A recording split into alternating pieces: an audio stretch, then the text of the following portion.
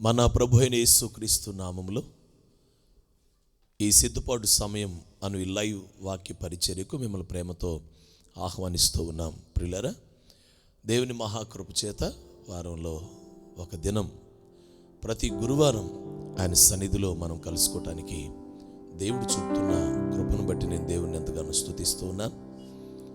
ఈ చల్లపూట దేవుని యొక్క మాటల్ని ధ్యానం చేద్దాం. ప్రతి చల్లపూట ఆదాము వద్దకు దేవుడు వచ్చి మాట్లాడినట్లుగా మనతో కూడా ఆయన మాట్లాడుటకు ఇష్టపడుతూ ఉండగా మనం కూడా ప్రభు సన్నిధికి మనం అప్పగించుకుందాం. దానికి ముందుగా వచ్చిన ప్రార్థన చేద్దాం. ఎల్ షదాయి దేవానికి స్తోత్రం, ఎల్ రోయి నీకు స్తోత్రం, యెహోవా రాఫా, యెహోవా నిస్సి, యెహోవా షలోమ్ నీకు స్తోత్రం, యెహోవా జైరే, యెహోవా సిదికేన్, యెహోవా మెకాదేశం నీకు స్తోత్రం, ఎలియోన్, గిబ్బోర్, శాబోత్, షమా, ఓలాం, కన్నా నీకు స్తోత్రాలు, పరాక్రమశాలి సైన్యములకు అధిపతి నీకు స్తోత్రాలు, యూదా గోత్రపు సింహమైన దేవా నీకు వందనాలు. తండ్రి, ఈ చల్లపూట మీరు మీ సన్నిధిని మాతో కూడా ఉంచినందుకు వందనాలు. కొద్ది నిమిషాలు నీ వాక్యం ద్వారా మాట్లాడండి. ఏ గృహములో అయితే నీ బిడ్డలు వాక్యం వింటున్నారు, ఏ ఇంట్లో అయితే నీ మాటలు ప్రభువా ప్రకటించబడుతున్నాయో ఆ కుటుంబంలో నీ ఆత్మ కార్యాలు జరుగునుగాక. సంఘము రాకడకు సిద్ధపరచబడినట్లుగా ఒక్కొక్కరిని మీరు సంధించి ఆశీర్వదించి ఆత్మకార్యం చేసి మీ నామానికి మహిమ ఘనత ప్రభావం తెచ్చుకున్నామని యేసు రక్తాన్ని ప్రోక్షించుకుంటున్నాం. నేనే తగ్గాలి, మీరు హెచ్చించబడాలి. నేనే మరుగవ్వాలి, మీరు ప్రత్యక్షమవ్వాలి. మీరే స్వేచ్ఛగా కదలాడి మహిమ పొందమని యేసయ్య శక్తిగల నామమున ప్రార్థించి పొందియున్నాము తండ్రి. Amen, amen, amen. ప్రియులారా, ప్రభు యొక్క మాటని ధ్యానం చేద్దాం. పరిశుద్ధ గ్రంథంలో ఎస్తేరు గ్రంథం 4వ అధ్యాయం, ఎస్తేరు గ్రంథం 4వ అధ్యాయం 14వ వచనాన్ని గడిచిన వారం ధ్యానం చేశాం. ఈ సమయంలో కూడా మనం ధ్యానం చేద్దాం.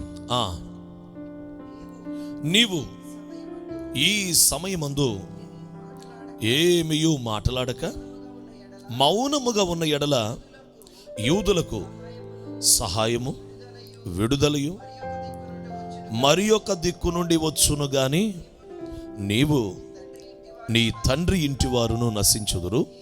నీవు ఈ సమయమును బట్టియే రాజ్యమునకు వచ్చితివేమో ఆలోచించుకొనమని చెప్పుమనెను. దేవునికి స్తోత్రం.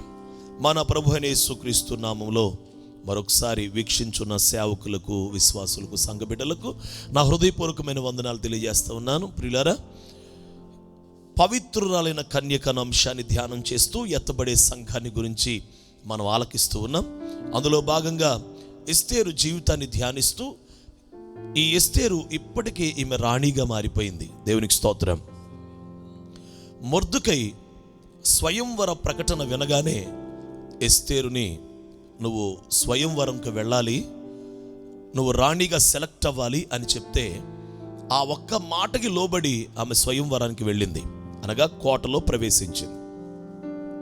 అలా లోపలికి వెళ్లే ముందు ఒక మాట చెప్పాడు, నీ జాతినైనా వంశమునైనా నువ్వు కనపరచకూడదు, తెలియపరచకూడదు అని ఆజ్ఞాపించాడు. ఆ మాట కూడా ఎస్తేరు లోబడింది. ఇక రాణి అయిపోయింది ఎస్తేరు. రాణి అయిన తర్వాత ఎస్తేరుతో మొర్దుకై చెప్పిన ఒక కీలకమైన మాట ఏమిటంటే, హామాన్ అనే శత్రువు యూదులందరినీ సంహరించాలనుకున్నాడు. రాజు దగ్గర ఒక ఆజ్ఞను కూడా, శాసనాన్ని కూడా పుట్టించాడు, ముద్ర కూడా వేసేశారు. యూదులందరికీ మరణించే పరిస్థితి వచ్చేస్తుంది. ఆ టైంలో తాను చెప్పినటువంటి మాట ఏమిటంటే 4వ అధ్యాయం 8వ వచనంలో, వారిని సంహరించుటకై శోషణలో ఇయ్యబడిన ఆజ్ఞ ప్రతిని ఎస్తేరుకు చూపి తెలుపమనియు ఆమె తన జనుల విషయమై ఆమె తన జనుల విషయమై రాజును వేడుకొని అతని సముఖమందు విన్నపమును చేయుటకై అతని యొద్దకు పోవలనని చెప్పుమనియు దాన్ని అతనికి ఇచ్చెను. చాలు. మొర్దుకై ఏం చెప్పాడంటే, ఆమె తన జనుల విషయమై రాజును వేడుకొనుటకు అతని సముఖమునందు విన్నపం చేయుటకు వెళ్ళమన్నాడు. అయితే ఎస్తేరు అంటది, ఆజ్ఞ ఇవ్వబడకుండా, పిలవబడకుండా రాజు దగ్గరికి ఎవరు వెళ్ళటానికి వీల్లేదు. ఆ మాట మరలా వచ్చి ఆ దూతలు, సేవకులు, దాసులు చెప్పినప్పుడు మొర్దెకైతో మరలా ఇంకో విషయం చెప్పమని పంపిస్తున్నాడు. అదేమిటంటే, నీవు ఈ సమయమందు ఏమీ మాట్లాడక, 14వ వచనం, మౌనముగా ఉన్న ఎడల యూదులకు సహాయమును విడుదల మరి ఒక దిక్కు నుండి వచ్చును గాని నీవును నీ తండ్రి ఇంటి వారు నశించుదురు. నీవు ఈ సమయమును బట్టియే రాజ్యమునకు వచ్చితివేమో ఆలోచించుకొనము. స్వయంవరంకి వెళ్ళమంటే లోబడి వెళ్ళింది కోటలోకి. జాతిని, వంశాన్ని కనపరచొద్దంటే కనపరచలా, చెప్పలా. కానీ రాజునొద్దకు వెళ్ళమంటే నీ జనుల విషయమే వేడుకోవటానికి వెళ్ళమా అని చెప్తే ఆజ్ఞ ఇవ్వకుండా వెళ్ళకూడదు అని ఈ ఒక్క విషయం దగ్గర ఎదురు చెప్పినట్లుగా లేక మాట విననట్లుగా ఎస్తేరు కనపడుతుంది. అయితే మొర్దెకై చాలా కఠినంగానే ఏమంటాడంటే, నువ్వు ఈ సమయం ముందు రాజ్యములో ఉన్నావని తప్పించుకుంటావని అనుకుంటావేమో. అయితే ఒకటి ఆలోచించు, ఈ సమయమును బట్టియే రాజ్యమునకు వచ్చితివేమో ఆలోచించుకో. ఇది కీలకమైన మాట ఈ చల్లపోట. ఈ సమయమును బట్టియే రాజ్యమునకు వచ్చితివేమో ఆలోచించుకునము. దేవునికి స్తోత్రం. అంటే ఇప్పుడు ఎస్తేరు ఏం ఆలోచించాలంటే, ప్రజలను రక్షించడానికి, ప్రజలను విడిపించటానికే ఇప్పుడు దేవుడు నన్ను రాజ్యానికి తీసుకొచ్చాడేమో. ఒక మాటలో చెప్పాలంటే, ఎస్తేరు ఇప్పుడు తానున్న స్థలములో, తానున్న స్థానములో, తానున్నటువంటి సింహాసనం మీద, తానున్నటువంటి స్థలములో తన విషయమై దేవుని చిత్తం ఏంటో, తన విషయమైన దేవుని సంకల్పం ఏంటో ఆలోచించగలిగిన స్థాయి, ఆలోచించగలిగిన ఆ కృప ఆమె కలిగి ఉండడమే రాణి స్థానంలో ఉన్న యోగ్యత. దేవునికి స్తోత్రం. ఈ సమయమును బట్టే దేవుడు నన్ను ఇక్కడ తీసుకొచ్చాడేమో. ఇప్పుడు నా జనులందరినీ కాపాడుకోవటానికి దేవుడు నన్ను తీసుకొచ్చాడేమో. ఈ ప్రజలందరినీ నేను విడిపించుకోవటానికే దేవుడు నన్ను ఇప్పుడు రాజ్యానికి తీసుకొచ్చాడేమో అని తానున్నటువంటి ఆ ప్లేస్మెంట్, తానున్నటువంటి ఆ రాణి స్థానంలో ఎందుకు తీసుకొచ్చాడో ఆ సంకల్పాన్ని, ఆ ఉద్దేశాన్ని ఆమె ఆలోచించటమే రాణి స్థాయి. దేవునికి స్తోత్రం. మనం ఆధ్యాత్మికంగా ఎదిగామంటే, రాకడకు సిద్ధపడుతున్నామంటే, యేసయ్య ఆ రెండవ రాకడ సమయంలో బోర శబ్దం విని ఆయన ఎదుట మనం నిలబడతాము అంటే, ఈ సమయానికే మనం మన పట్ల దేవుడు కలిగి ఉన్న సంకల్పం. ఒక ఇంటికి కోడలుగా వెళ్ళావా, అక్కడికి ఎందుకు దేవుడు తీసుకెళ్ళాడు? పరిస్థితులు వ్యతిరేకంగా ఉన్నాయా, అయినా దేవుడు ఎందుకు తీసుకెళ్ళాడు? ఒక కాలేజ్ జాయిన్ అయ్యావా చలే తమ్ముడు, ఒక కాలేజ్ జాయిన్ అయ్యావా, అక్కడికి ఎందుకు తీసుకెళ్ళాడు దేవుడు నిన్ను? ఆ కాలేజ్ ఎందుకు జాయిన్ చేయించాడు? నేను నీ బంధువుల ఇంటికి తీసుకుని వెళ్ళాడా, అక్కడికి ఎందుకు తీసుకెళ్ళాడు దేవుడు? నువ్వు ఒక ఊరు వెళ్ళావా, ఆ ఊరికి నిన్ను ఎందుకు తీసుకెళ్ళాడు దేవుడు? కొన్ని పరిస్థితులు నీకు సంభవించినాయా, అసలు ఎందుకు వచ్చినాయి ఈ పరిస్థితులు? చిన్న వయసులోనే విధవరాలు అయ్యావా, ఎందుకు వచ్చింది ఆ పరిస్థితి? నువ్వేదో తప్పు చేస్తే, ఇబ్బంది లేక పాపం చేస్తే వచ్చిందని ఆలోచించమని కాదు, అసలు ఎందుకు ఆ ఒంటరితనం చిన్న వయసులో నీకు ఇచ్చాడు? నీ భర్తను ఎందుకు పిలుచుకున్నాడు దేవుడు? నువ్వు అందరూ ఉన్న ఒంటరిగా ఉండాల్సిన పరిస్థితి ఎందుకు వచ్చింది? మనము ఇప్పుడు ఉన్న స్థితి, మనము ఇప్పుడున్న పరిస్థితుల్లో అసలు ఎందుకు దేవుడు మనల్ని ఈ స్థానములో, ఈ పరిస్థితుల్లో మనల్ని ఉంచాడో అది మనము ఆలోచించి అర్థం చేసుకోగలగడమే ఒక రాణిగా, ఒక పవిత్రురాలైన కన్యకగా, వధువు సంఘముగా, ఎత్తబడే సంఘముగా మనము కలిగి ఉండవలసిన అర్హత. We have to understand the plans of God. Unless and until, if we cannot understand plans of God, we cannot move with God. దేవుని ప్రణాళికలు మనం అర్థం చేసుకోకపోతే దేవునితో పాటు నడవలేం. నేను ఎందుకు ఉంచాడు ఇక్కడ? ఆయన సంకల్పం ఏమిటి? నీ పట్ల ఉన్న పిలుపు ఏమిటి? నీ పట్ల ఉన్న ఉద్దేశం ఏమిటి? ఎస్తేరమ్మా, ఈ సమయమును బట్టే నువ్వు రాజ్యమునకు వచ్చేమో ఆలోచించుకో. మొర్దెకై చెప్తున్నాడు. ఎంత మంచి గైడ్ అండి మొర్దెకై, ఎంత మంచి అడ్వైజర్ అండి మొర్దెకై. రాజు గుమ్మం దగ్గరే ఉంటాడు కానీ ఎంత కృప పొందాడండి మొర్దెకై. ఎస్తేరుకి ఎలాంటి ఆలోచనలు చెప్తున్నాడు చూడండి. నువ్వు కోటలోకి వెళ్ళాలి అని చెప్పిన ఆలోచన, దేవునికి స్తోత్రం. నీవు జాతినైన, వంశమైన తెలియపరచకూడదు అని చెప్పినటువంటి మాట, ఇప్పుడు అంటున్నాడు, నువ్వు అసలు ఈ సమయాన్ని బట్టే నువ్వు రాజ్యానికి వెళ్ళేవేమో ఆలోచించుకో ఒకసారి. అంటే ఆల్రెడీ ఎస్తేరు ఒక రాణిగా సింహాసనం మీద ఎందుకు పెట్టబడిందో మొర్దెకైకి అర్థమైపోయింది. అంటే ఎస్తేరు పట్ల ఉన్న సంకల్పం, ఎస్తేరు పట్ల ఉన్న దేవుని ప్రణాళిక మొర్దెకైకి అర్థమైంది, కానీ ఎస్తేరుకి అర్థం కాల. ఈరోజు దేవుడు నీతో మాట్లాడుతున్నాడు. నీ సేవకుడికి అర్థమైందేమో నీ పట్ల ఉన్న సంకల్పం, నీకు అర్థమైందా నీ పట్ల ఉన్న సంకల్పం ఏంటో? నిన్ను నడిపించే దైవజనుడికి అర్థమైందేమో, అసలు నీకు అర్థమైందా నీ పట్ల ఉన్నటువంటి దేవుని సంకల్పం? If you cannot understand the plan of God, నువ్వు అసలు సంతోషంగా ఉండలేవు. నీకు దేవుని సంకల్పం అర్థమైతే సంతోషంగా ఉంటావు. నీకు దేవుని ప్రణాళిక అర్థమైతే సంతోషంగా ఉంటావు. దేవుని ప్రణాళికలు అర్థం చేసుకోవటమే ఎత్తబడే సంఘం యొక్క లక్షణం. దేవుని సంకల్పాన్ని పూర్తిగా అర్థం చేసుకోవటమే ఎత్తబడే సంఘం యొక్క లక్షణం. పౌలు అపోస్తులు ఏమంటాడు తెలుసా? అపోస్తుల కార్యాలు 20వ అధ్యాయంలో, it's a very important topic that we're discussing. మనము చర్చించుచున్నటువంటి ఈ అంశం చాలా ఇంపార్టెంట్ అని, ప్రాముఖ్యమని ప్రభు పేరిట నేను మీకు తెలియపరుస్తూ 20:27 20:27 బుక్ ఆఫ్ యాక్ట్స్. దేవుని సంకల్పమంతయు మీకు తెలియకుండా, దేవుని సంకల్పమంతయు మీకు తెలియకుండా నేనేమీ దాచుకొనలేదు. అబ్బా, వాట్ ఏ వండర్ఫుల్. పౌలు అపోస్తలుడు ఎఫెసీ సంఘంతో ఇక్కడ మాట్లాడుతున్నాడు. కొంతమంది పెద్దలు వచ్చారు ఎఫెసీ పట్టణం నుంచి. వారితో మాట్లాడుతూ ఏమంటున్నాడు తెలుసా? దేవుని సంకల్పం అంతయు మీకు తెలియపరచుకుంటే నేనేమీ దాచుకోలేదు. అంటే ఇప్పుడు చెప్పండి, పౌలు భక్తుడికి ఏం తెలుసు? ఆ సంకల్పం అంతా ఎవరితో చెప్తున్నాడు? సంఘంతో. అంటే పౌలు అపోస్తలుడికి సంకల్పం తెలుసు, దేవుని సంకల్పం. ఆ సంకల్పంలో తన పాత్ర ఏంటో తెలుసు. రేపు జరగబోతున్న సంకల్పం, అసలు జరిగిపోయిన సంకల్పం, ఆ నిత్య సంకల్పం, దేవుని ప్లాన్స్ అన్నీ కూడా తెలుసు.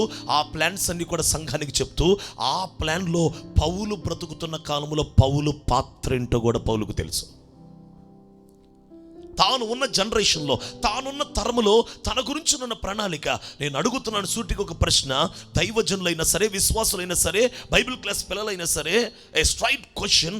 నీ తరములో, నీ కాలములో దేవుని ప్రణాళికలు నీకు అర్థమైనయా నీ గురించి? దేవునికి స్తోత్రం. టు బి ఫ్రాంక్, యథార్థంగా చెప్పాలి అంటే, దేవుడు నన్ను ఇప్పుడు ఏ పనిలో, ఏ పరిచర్యలో, ఏ ఏరియాస్లో దేవుడు ఉంచాడో ఆ ఏరియాస్లో దేవుని ప్రణాళికని, నా విషయమైన దేవుని ప్రణాళికని నేను గుర్తుపట్టగలుగుతున్నాను. నేనున్నటువంటి కృష్ణా జిల్లాలో, నేనున్న కంచికచర్ల ప్రాంతంలో, ఈ గ్రామాలు, ఈ మండలాలు పక్కనే తెలంగాణ. ఓ 30 కిలోమీటర్లు వెళ్తే మదిర వస్తుంది తెలంగాణ. దేవుని సంకల్పాన్ని నేను గమనించగలుగుతున్నాను. I was able to find the plans of God regarding my life in my generation. నా తరములో దేవుని ప్రణాళికలు, దేవుని సంకల్పం ఏంటో నేను గుర్తుపట్టగలుగుతున్నాను బై గ్రేస్ ఆఫ్ గాడ్. దేవుని మహాకృప చేత. నాకు అనిపిస్తుంది 30 కిలోమీటర్లు తెలంగాణకి వెళ్ళిపోతాను, తెలంగాణ నుంచి నార్త్ ఇండియాకి వెళ్తాను, నార్త్ ఇండియా నుంచి ప్రపంచానికి వెళ్తాను. దేవుని సంకల్పాలు ఎక్కడ విజయవాడ, ఎక్కడ కంచికచర్ల, ఎక్కడ తెలంగాణ, ఎక్కడ నార్త్ ఇండియా, ఎక్కడ బూదిగంతాలు. దేవుడు నాకు ఆ విజన్ని స్పష్టంగా చూపిస్తున్నాడు. ఆ దారి నాకు చూపించాడు. ఆ ట్రాక్, నేను వెళ్ళవలసిన ట్రాక్ నాకు చూపిస్తున్నాడు దేవుడు. దానికోసమే నేను బ్రతుకుతున్నాను, దానికోసమే నేను జీవిస్తున్నాను. ఆ విజన్ని అందుకోవాలి. మన జీవితంలో ఉన్న దేవుని సంకల్పం, మన పట్ల ఉన్న దేవుని ప్రణాళికలు మనం అర్థం చేసుకోవాలి, గ్రహించాలి. ఎస్తేరు రాణి అయ్యింది, ఎస్తేరు సింహాసనం మీద కూర్చుంది, ఎస్తేరు మంచిగా ఉంది, ఉపవాస ప్రార్థనలు నేర్చుకుంది, లేక నేర్పించింది. తన పనికత్తెలతో కలిసి అందరూ ఉపవాసాలు చేస్తున్నారు. పవిత్రంగా ఉంది, పరిశుద్ధంగా ఉంది, నిర్దోషంగా ఉంది, మొర్దెకై ఆజ్ఞలను పాటిస్తుంది. కానీ అమ్మా, నువ్వు వెళ్ళి నీ జనుల విషయమే వేడుకోవాలని చెప్తే ఆజ్ఞ లేకుండా, పిలవకుండా వెళ్ళకూడదని ఆమె సమాధానం చెప్పింది. అప్పుడు అంటున్నాడు, అసలు ఈ సమయం బట్టే నీవు రాజు దగ్గరికి, ఆ రాజు ఉండే రాజ్యమునొద్దకు నువ్వు వచ్చావేమో. ఆలోచించుకో, ఒకసారి ఆలోచించుకో. దేవుని సంకల్పం ఏంటో ఆలోచించుకో, నీ పట్ల దేవుని ప్రణాళిక ఏంటో ఆలోచించుకో. ఇంట్లో రుణాల, సమస్యల, ఇబ్బందుల, శ్రమల ఎందుకు అనుమతించాడు? ఆయన సంకల్పం ఏంటో తెలుసుకోండి, ఆయన ఉద్దేశం ఏంటో తెలుసుకోండి. ఫరోని కఠినపరిచేది దేవుడే, ఫరో మెడ వంచి ఇశ్రాయేలు ప్రజలు విడిపించేది కూడా దేవుడే. కఠినపరిచేది ఆయనే, ఫరో చేతుల నుంచి విడిపించేది కూడా ఆయనే. ప్రణాళికని అర్థం చేసుకోగలగాలి. దేవునికి స్తోత్రం కలుగును గాక.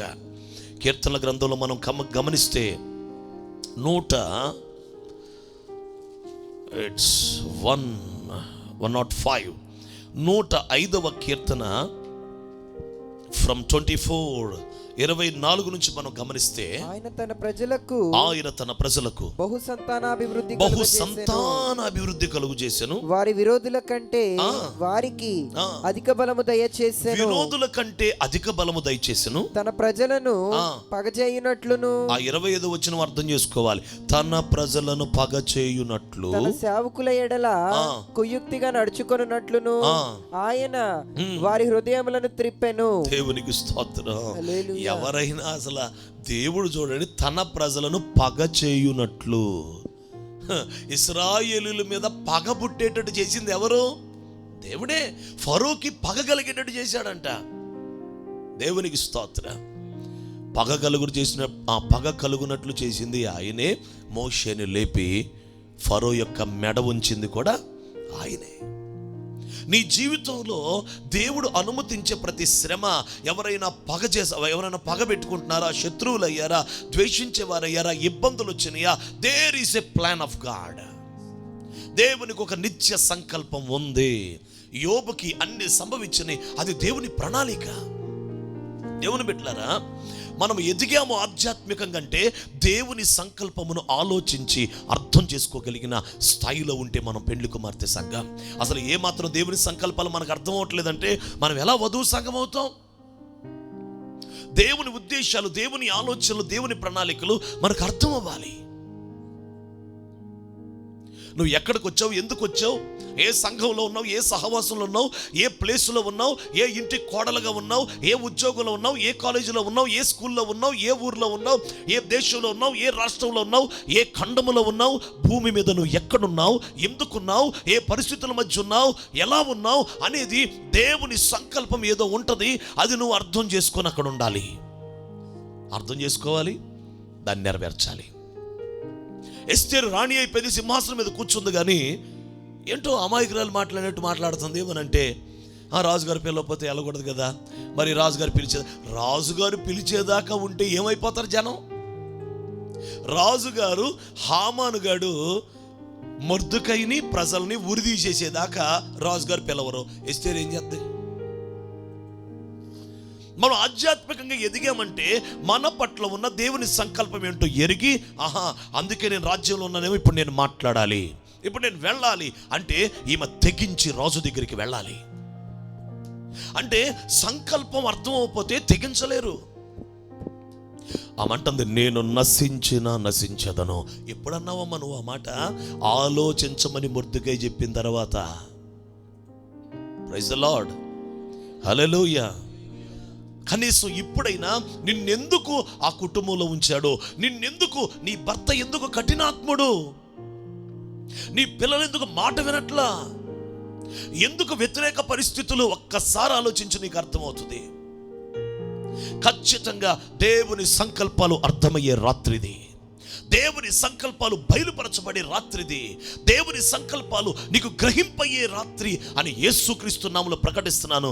ఆ సంకల్పాలు నీకు అర్థం అవ్వకుండా, గ్రహింపవ్వకుండా చేస్తున్న ప్రతి చీకటిని యేసు నామములో ఇప్పుడే బంధిస్తున్నాను. దేవుడు మన కన్నులు తెరుచునుగాక, మన మనోనేత్రాలు తెరుచునుగాక. మనకి దేవుని సంకల్పం ఏంటో తెలియాలి. Praise the Lord. నన్ను ఇక్కడ ఉంచాడు. బైబిల్ క్లాస్ పిల్లలు కొంతమంది సమర్పించుకొని ఇక్కడ ఉన్నారు. వారు ఎందుకున్నారో వారికి తెలియాలి, అర్థం అవ్వాలి.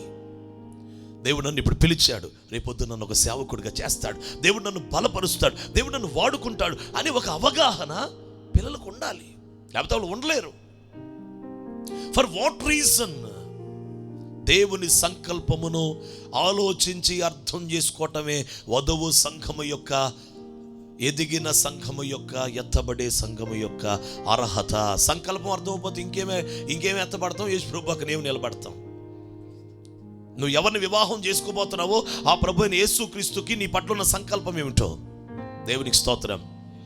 అద్భుతం చెప్పనా, అబీగేలు ఉంది, నాబల్ చనిపోయాడు, కొద్ది రోజులకే కబురు పెట్టాడు దావీదు, అమ్మ నిన్ను పెళ్లి చేసుకుంటాడంట దావీదు రమ్మంటున్నాడని.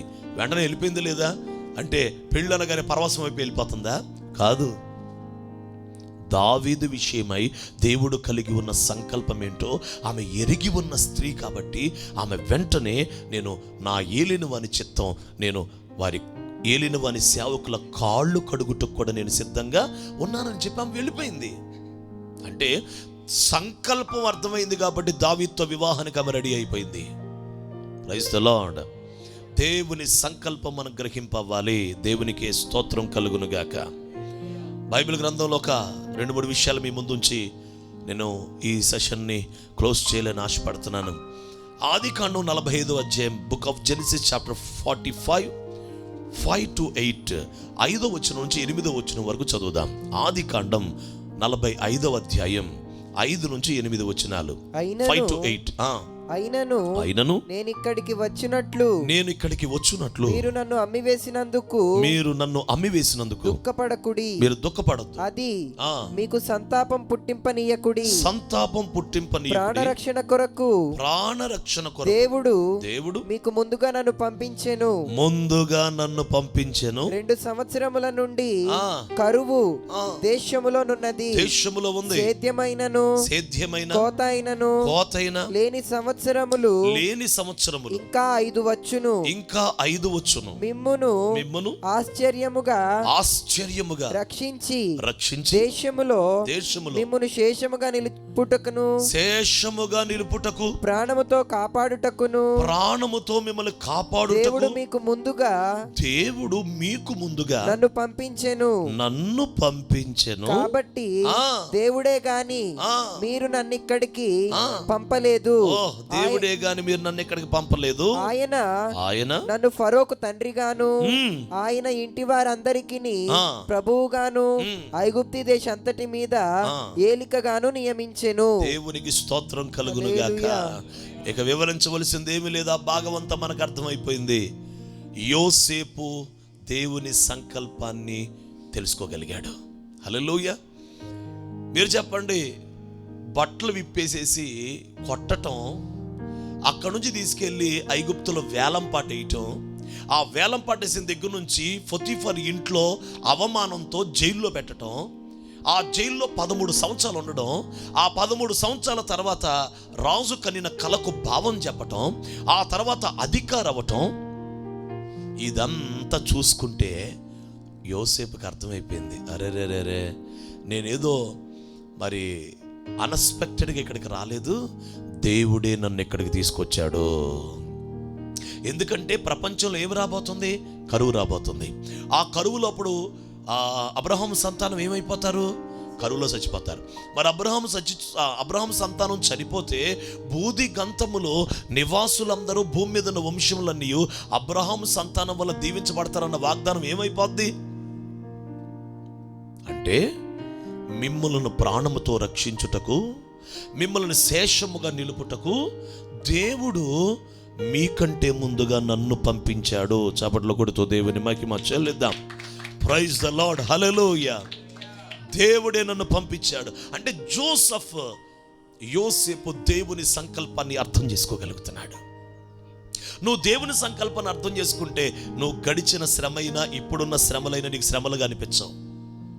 Praise the Lord. నీకు శ్రమ ఉన్నా, కష్టమున్నా, ఇబ్బంది ఉన్నా నీ శ్రమ నీకు శ్రమగా అనిపించదు. యోసేపు సంకల్పాన్ని అర్థం చేసుకున్నాడు.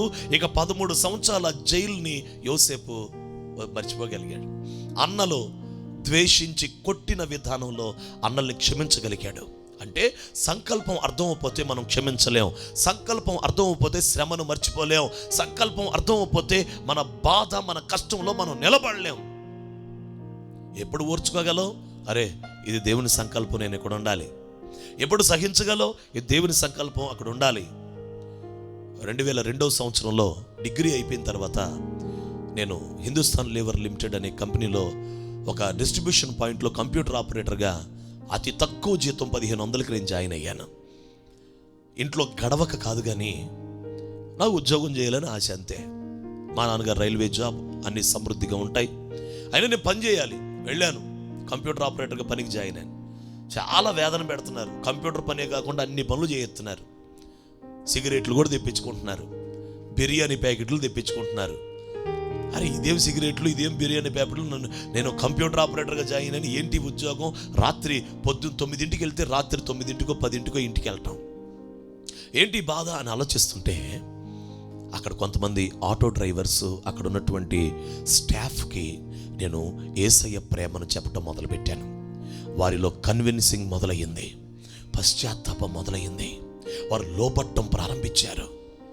అప్పుడు నాకు అర్థమైంది, ఆహా వీరి కోసం నన్ను ఇక్కడికి తీసుకొచ్చావా? అందుకు కంప్యూటర్ ఆపరేటర్ అనే పేరే కానీ ఉద్యోగం, అన్ని పనులు, మల్టీ వర్కర్ని, అన్ని పనులు నేనే, అన్ని చేయాలా, చివరికి సిగరెట్లు కూడా తేవాలా?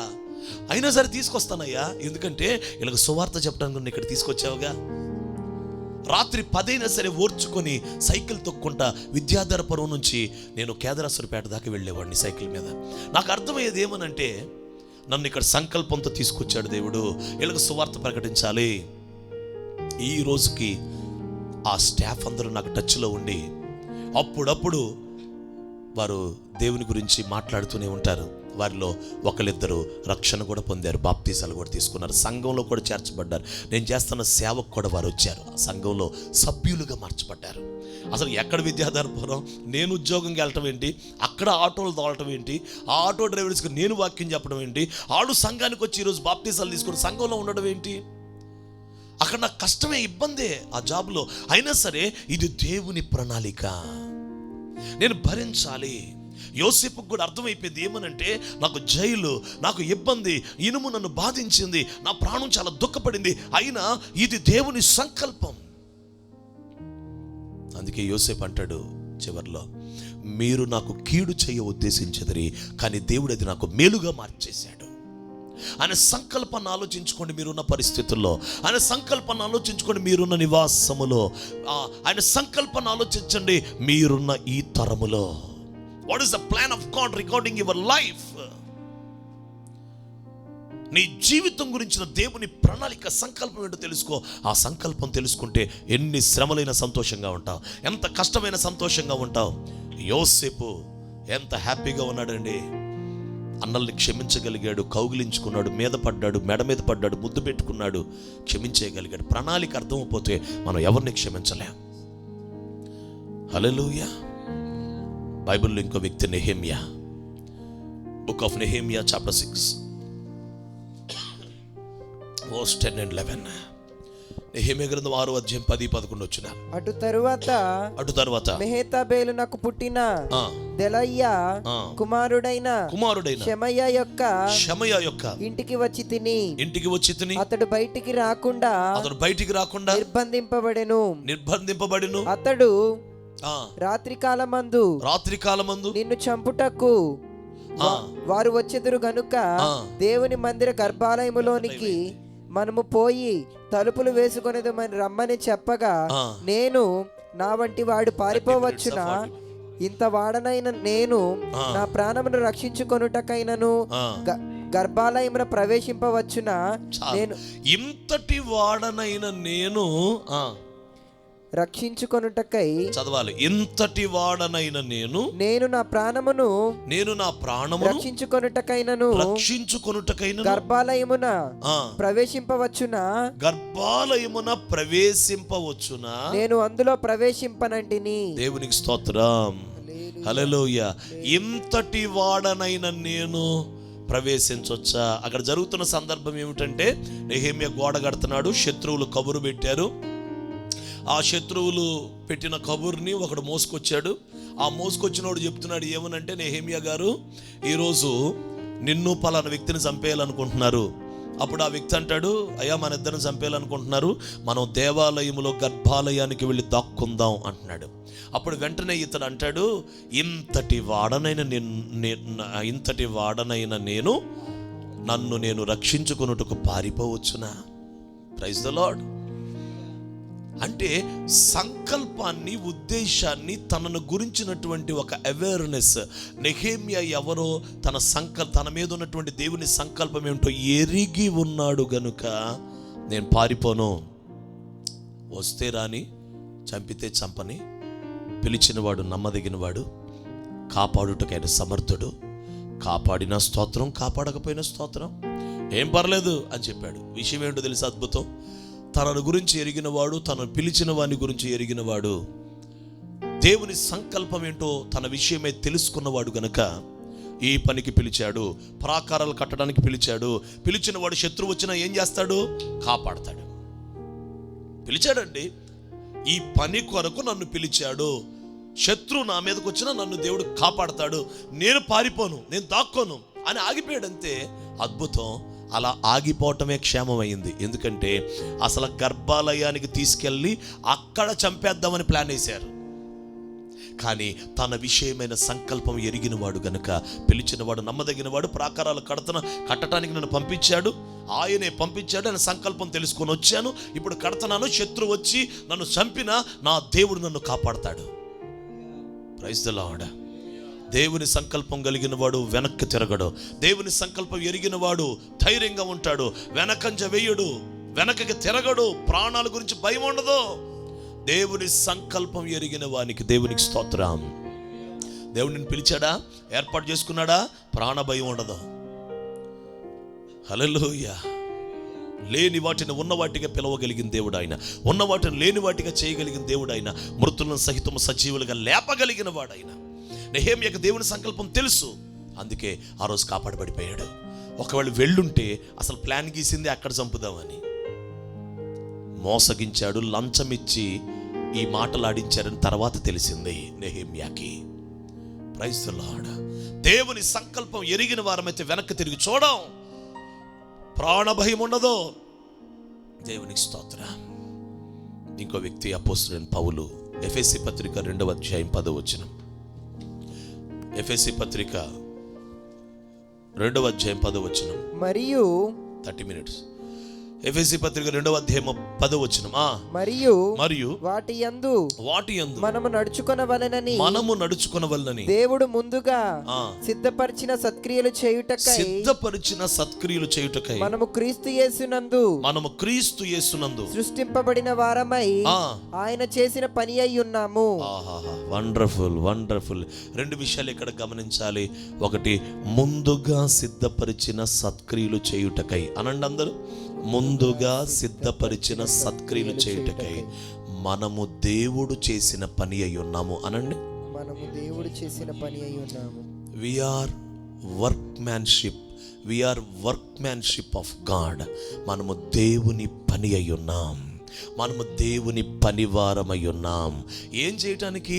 ముందుగా సిద్ధపరిచిన సత్క్రియలు అనండి అందరూ. Praise the Lord. అంటే ప్రతి మనిషిని రక్షణలోకి నడిపించిన ప్రతి మనిషిని, బాప్తిస్మములోకి దేవుడు నడిపించిన ప్రతి మనిషి ఖచ్చితంగా అతడు చేయవలసిన సత్క్రియలు ముందుగా సిద్ధపరచబడ్డాయి. మనము చేయవలసిన క్రియలు, సత్క్రియలు ముందుగా సిద్ధపరచబడ్డాయి. ఆ ముందుగా సిద్ధపరచబడిన సత్క్రియలు చేయటానికే మనము దేవుని పనివారమై ఉన్నాం. దేవుడు చేత మనము చేయబడిన పని అయి ఉన్నాం. We're the workmanship of God. మనం దేవుని పని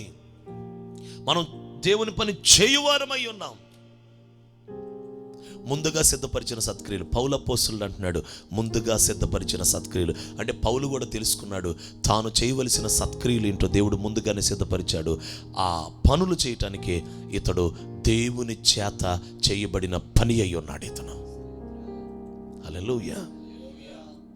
మన కోసం దేవుడు ముందుగా ఏదో సిద్ధపరిచాడు సత్క్రియలు, అవి మనం చేయాలి. అందుకే మనల్ని దేవుడు సృష్టించుకున్నాడు.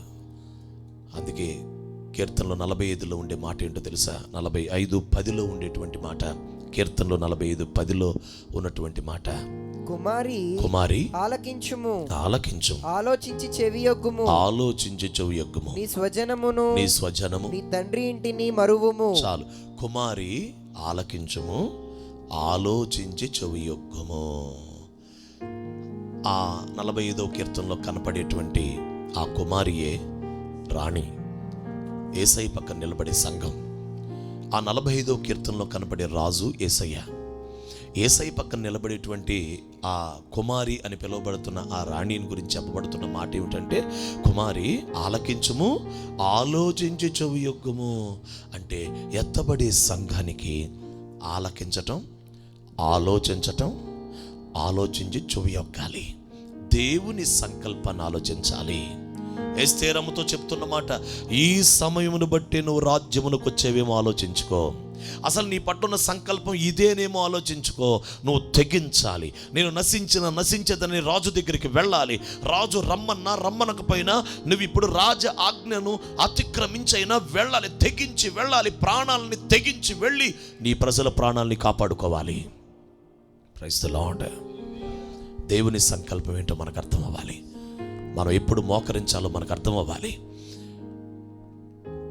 వ్యక్తుల కోసం ఎప్పుడు ఉపవాసం ఉండాలో, ఎప్పుడు ప్రార్థన చేయాలో, ఎప్పుడు మోకరించాలో, ఎప్పుడు అడ్డుపడాలో, ఎప్పుడు సువార్త చెప్పాలో, ఎప్పుడు వాక్యం చెప్పాలో, ఎప్పుడు ఆ గ్రామాలకి, జిల్లాలకి, రాష్ట్రానికి, దేశానికి, ప్రపంచానికి మనము వాక్యం అందించాలో మనము ఆలోచించి తెగించి తగిన సమయంలో వారికి దేవుని మాటను అందిస్తేనే వారు కాపాడబడి రక్షించబడతారు. దేవునికి స్తోత్రం. ఇందు నిమిత్తమేనేమో నువ్వు రాజ్యానికి వచ్చావేమో ఆలోచించుకో. ప్రియులారా, దేవుని సంకల్పాన్ని ఎరిగిన వారమై, దేవుని ఉద్దేశాలను ఎరిగిన ఒక యోసేపులాగా, ఒక నెహెమ్యాలాగా, ఒక పౌల్లాగా దేవుని ఉద్దేశములను, సంకల్పమును మనల్ని ఎందుకు పుట్టించాడో, మనం ఎక్కడ ఉన్నామో, ఏ జనుల మధ్య ఉన్నామో, ఏ ప్రాంతములో ఉన్నామో ఆ చిత్తం ఏంటో తెలుసుకొని ఆ చిత్తమును నెరవేర్చటమే ఎత్తబడే సంఘము యొక్క లక్షణం అని గుర్తుపట్టి ఆ కృపతో మనం నింపబడి ఆ దేవుని ఉద్దేశమును, సంకల్పమును, చిత్తమును తెగించైనా సరే దాన్ని నెరవేర్చే కృప దేవుడు మనందరికీ దయచేయునుగాక. ఆమెన్. ప్రార్థన చేద్దాం. మహాపరిశుద్ధుడా, ప్రేమ కలిగిన తండ్రి, నీ ఉద్దేశాలు, నీ సంకల్పాలు, నీ ప్రణాళికలు గుర్తుపట్టి తెగించైనా నీ సన్నిధిలో దేవా చేయవలసిన కార్యం జరిగించి అనేకులను రక్షించినట్లుగా, అనేకుల్ని కాపాడునట్లుగా మేము ముందుకు అడుగులు వేయటానికి సహాయం చేయండి. సమయం దాటిపోయిన తర్వాత, కాలం దాటిపోయిన తర్వాత మేమేమీ చేయలేము గనక, కాలం ఉన్నప్పుడే, సమయం ఉన్నప్పుడే మమ్మల్ని ఎందుకు తీసుకొచ్చావో, ఎందుకు సంకల్పించావో, ఎందుకు పిలుచుకున్నావో, ఎందుకు ఏ ప్రాంతంలో ఉంచావో అది మేము ఎరిగి మా తరము వారికి మేము సేవ చేసి, మా తరములో నువ్వు ఎవరిని మా ద్వారా రక్షణలోకి నడిపించాలని, ఏ రాజ్యము కట్టాలని, ఎక్కడ దేవుని పని జరిగించాలని, ఎక్కడ నువ్వు చేయవలసిన ఓ తండ్రి మా ద్వారా జరిగించాల్సిన సత్క్రియలు సిద్ధపరిచావో వాటిని మేము చేసి నిన్ను మహిమపరిచే కృప మాకు కలుగునుగాక. వేరే అద్భుతం చేసి మహిమ పొందమని ఈ మాటలు ప్రతి బిడ్డ హృదయంలో ఫలింపచేసి నీ ఉద్దేశం, నీ సంకల్పాన్ని ఎరిగిన వారమై ముందుకు వెళ్ళే కృపనివ్వండి. అందుకు ఈ దినమే ఆలోచించాలి నాయన. ఆలోచించే కృపనివ్వండి. వారు ఆలోచిస్తుండగా ఆలోచనకర్తమైన దేవా మీరు మాట్లాడండి. వారు ఆలోచిస్తూ ఉండగా మీరు దర్శించండి. మీ ఆత్మకార్యాన్ని చేసి మీ నామానికి మహిమ తెచ్చుకున్నామని వందనాలు చెల్లిస్తూ యేసయ్య శక్తిగల నామమున ప్రార్థించి పొందియున్నాము తండ్రి. Amen, amen, amen. మన పరమ తండ్రిన దేవుని ప్రేమ, యేసయ్య కృపా, పరిశుద్ధాత్మని సహవాసం, దేవుని ఉన్నత సంకల్పం, ఉన్నత ఆలోచన ఎరిగిన వారమై దాన్ని నెరవేర్చిన వారమై దేవుని సంతోషపరిచి రాకడకు సిద్ధపరచబడదుముగాక. Amen, amen, amen, amen. Hallelujah. అందరికీ నా హృదయపూర్వకమైన వందనాలు తెలియజేస్తా ఉన్నాను. ప్రియులారా, 2వ బ్యాచ్ బైబిల్ క్లాసెస్ పూర్తవుతున్నాయి. రేపు మరి చివరి దినం, ఫైనల్ డే. రేపు సాయంకాలం 4 గంటలకి లైవ్లో మరి బైబిల్ క్లాస్ పిల్లల యొక్క సాక్ష్యాలు ముగింపు కార్యక్రమం మరి ప్రత్యక్ష ప్రసారం ఇవ్వబడుతుంది. ఆ లైవ్లో అందరూ పాల్గొని మరి పిల్లల కొరకు ప్రార్థన చేయాలని ప్రభు పేరిట మనం చేస్తున్నాం. ప్రతి ఆదివారం సాయంకాలం మరి 7:30కి లైవ్లో, మరి 7 గంటలకే లైవ్లో మరి దేవుని యొక్క వాక్యం వినండి. ప్రతి గురువారం సాయంకాలం 7 గంటలకి దేవుని యొక్క వాక్యం వినాలని ప్రభు పేరిట మనం చేస్తూ ఉన్నాం. మరి 3వ బ్యాచ్గా పిల్లల్ని కొంతమందిని సంఘంలోనే, బయట నుంచి ఏం కాదు, సంఘంలో ఉన్న పిల్లలకే మళ్ళా నవంబర్ 9 నుంచి ప్రారంభిస్తూ ఉన్నాం. 12 రోజులు. దానికోసం కూడా మీ ప్రార్థనలో పెట్టాలని ప్రభు పేరిట మనం చేస్తూ ఉన్నాం. అందరికి వందనాలు. సెలవు తీసుకుందాం. ప్రభు ఆత్మ మనందరికీ తోడై ఉండునుగాక. Amen, amen, amen.